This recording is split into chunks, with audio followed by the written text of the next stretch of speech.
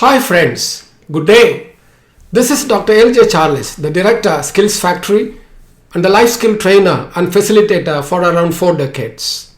If you haven't watched our videos on servant leadership till now, then we highly recommend you to watch them as early as possible. Now, in this video, we are going to look into empathy, one of the 10 principles of servant leadership in detail. Before moving on to the principle empathy, let's recap what servant leadership is. Servant leadership is a leadership style or approach that aims to usher in overall organizational development by focusing on and emphasizing the well-being and development of team members.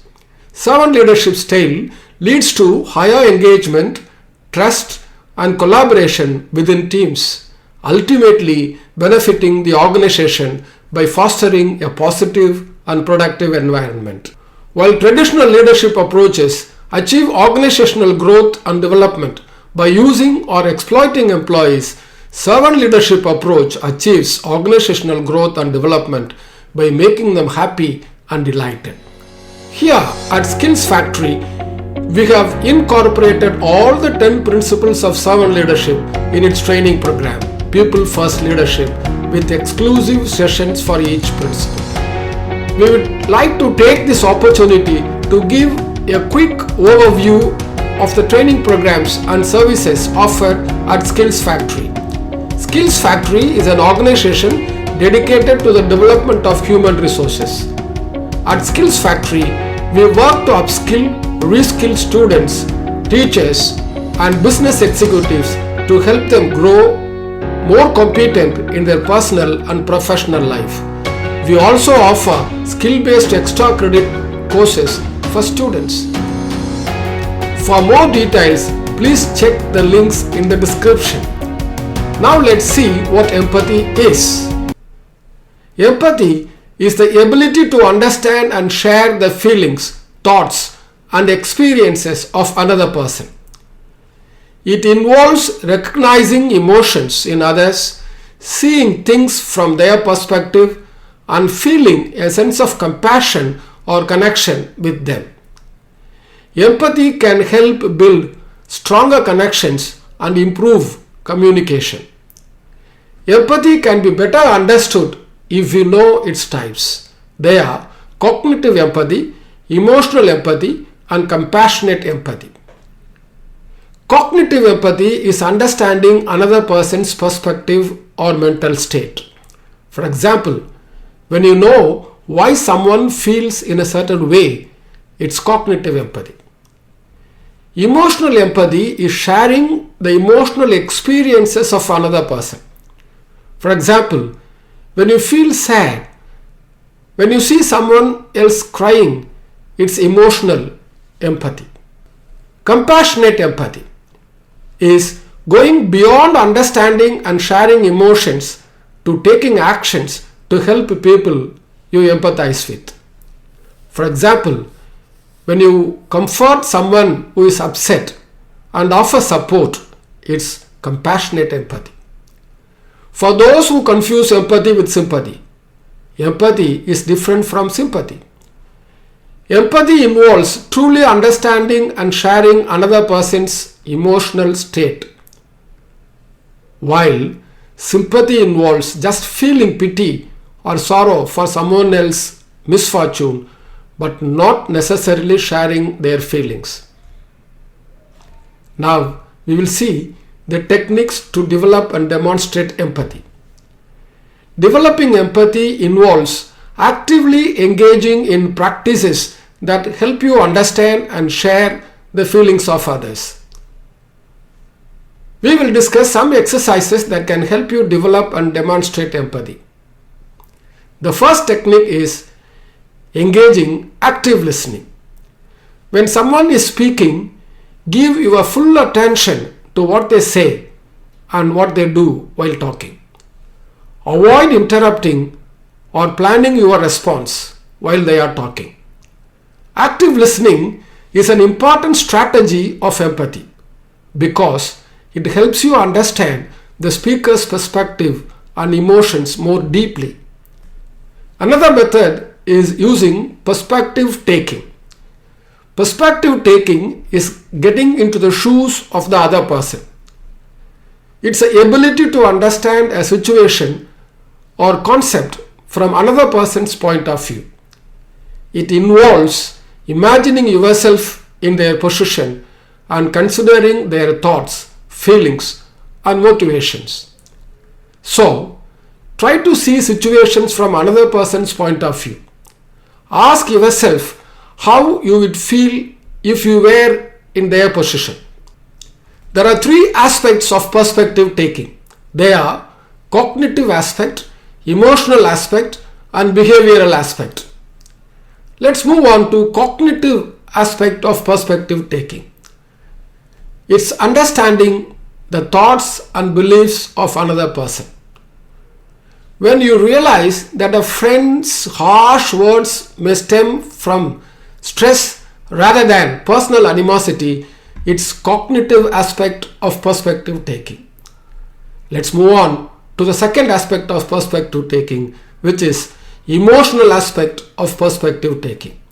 It's understanding the emotions that another person might be experiencing.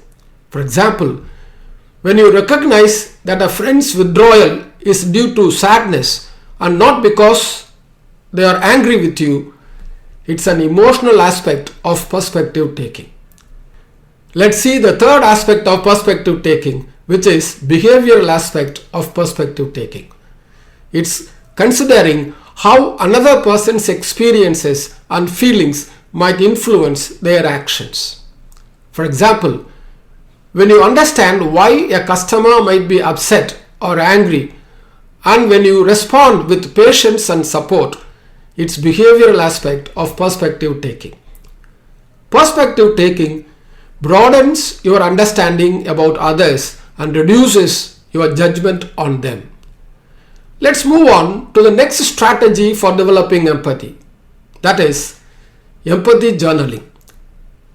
It's writing about your interactions with others, focusing on your and their emotions and perspectives. Reflect on what you could do to support them. Empathy journaling is encouraging deeper reflections on others' experiences. Now let's see the next tool, that's mindfulness meditation. Practice mindfulness or loving kindness meditation by focusing on sending positive thoughts and compassion to yourself and others. Loving kindness meditation, also known as metta meditation, is a practice aimed at cultivating feelings of compassion and love for oneself and others. Practicing loving kindness meditation regularly can help foster a sense of connection and empathy, and it often leads to great emotional resilience and well-being.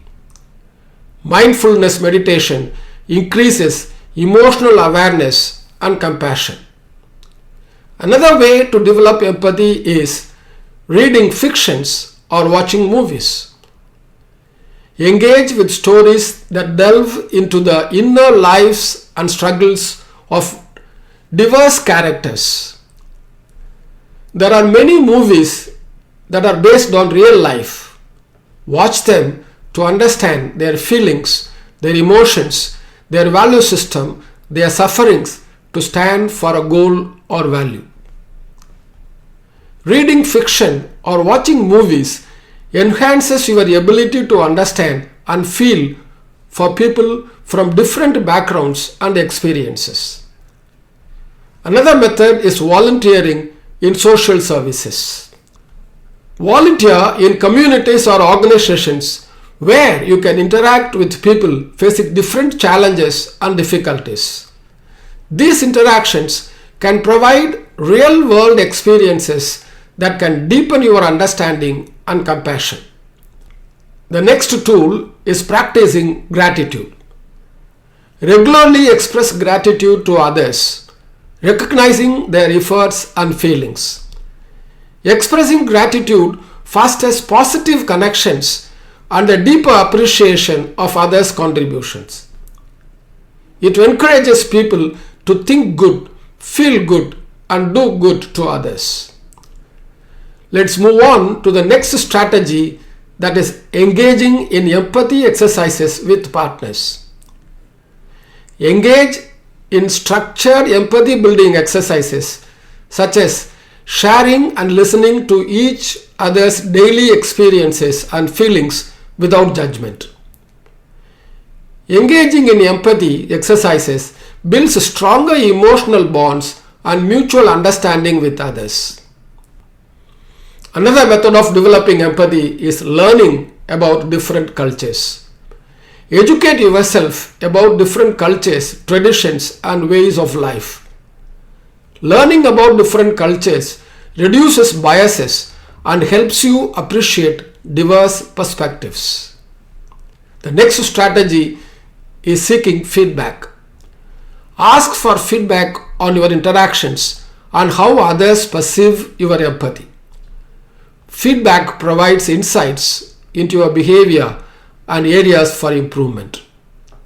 The next strategy we see is practicing emotional validation. Acknowledge and validate others' emotions and feelings even if you don't fully understand or agree with them. Emotional validation shows respect for others' emotions and fosters trust. The next is role playing. Role play different scenarios where you practice responding with empathy. Role playing allows you to rehearse empathetic responses in a safe environment. The next method is body language awareness. Pay attention to your body language and that of others. Ensure your body language communicates empathy and openness. Non-verbal cues play a significant role in showing empathy. Use the following statements in your conversation whenever and wherever possible. I understand how you feel. That must be really tough for you. I can imagine how difficult that must be. I am here for you if you need someone to talk to. I am sorry you are going through this. It must be really hard to deal with. I hear you and I want to support you. It's okay to feel sad. It's okay to feel depressed. I appreciate you sharing this with me. Please note that regularly practicing these exercises can help you become more empathetic and improve your relationship with others. And hence, if you want to develop and demonstrate empathy, you have to effectively and continuously use these techniques, especially the different aspects of perspective taking, the cognitive aspect, the emotional aspect, and behavioral aspect. In our future videos, we will be discussing other principles of servant leadership, many other contemporary leadership approaches like level 5 leadership and soft skills. We will see you then in our next video. Until then, bye. Thank you.